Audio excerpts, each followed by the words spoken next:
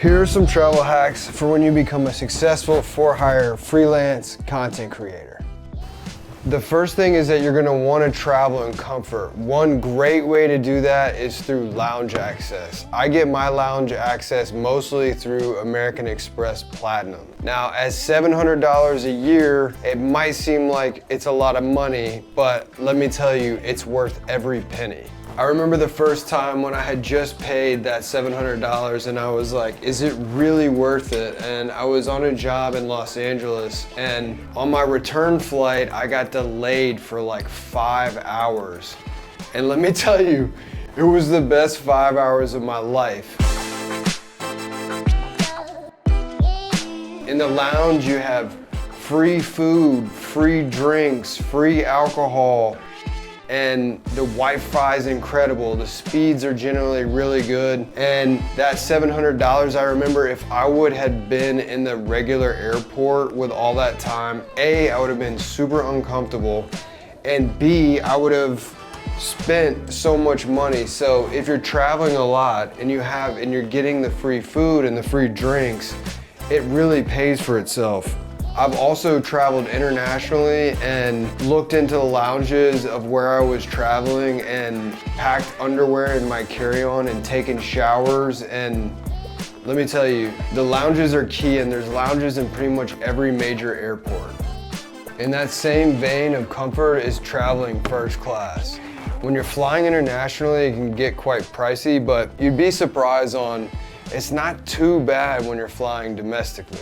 Pretty much every major airline has a dedicated check-in, which I can't tell you how many times I've arrived at the airport and saw this crazy long line, only to see that in the first class line, there's like literally nobody there. Here's the thing, when you start traveling a lot, you're really gonna wanna make your trips as short as possible, which means that you're gonna be in and out.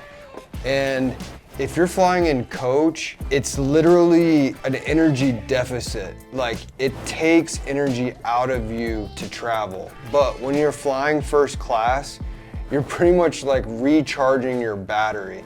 Everything is so easy and so comfortable that you literally arrive with more energy than when you took off. And this isn't just about luxury or opulence, this is about the fact that when you get there, you're gonna have to get to your hotel, and then the next day you're gonna have to be on set, which means you're gonna be on your feet all day long.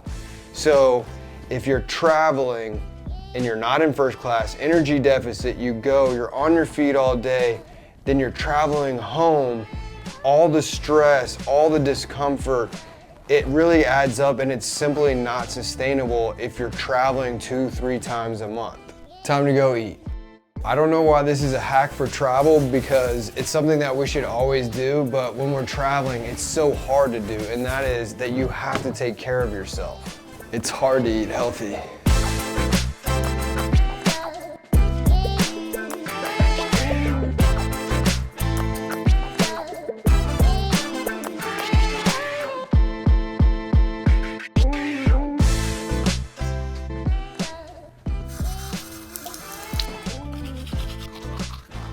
It's hard not to party.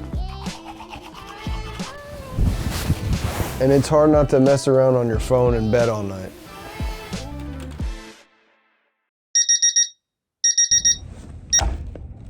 A couple last things.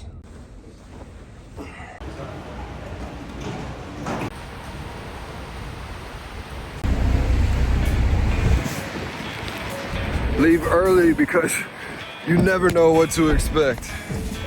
When I was leaving New York, my key broke in my storage unit lock where I keep a lot of my equipment, and I was in a situation where if I wouldn't have left early, I would have either had to leave without equipment that I needed or miss my plane. So I'm telling you, you gotta leave early.